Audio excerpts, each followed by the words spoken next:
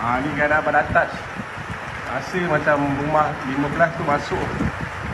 Tu keadaan bumbung ni sebelah sana. Keadaan bumbung ni apa ni rumah ni. Rasa macam air masuk sebab bumbung siling ni terangkat.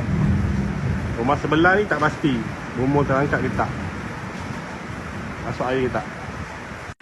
Siapa punya rumah tingkat 16 pintu 15 ni, kalau kat kampung je rasa rumah mungkin air masuk dalam rumah ni. Sebab bumbung tu terangkat tu.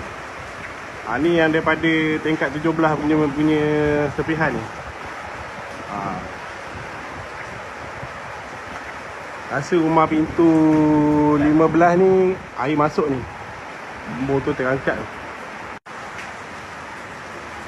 Ni dekat 16 bumbung Madija ni.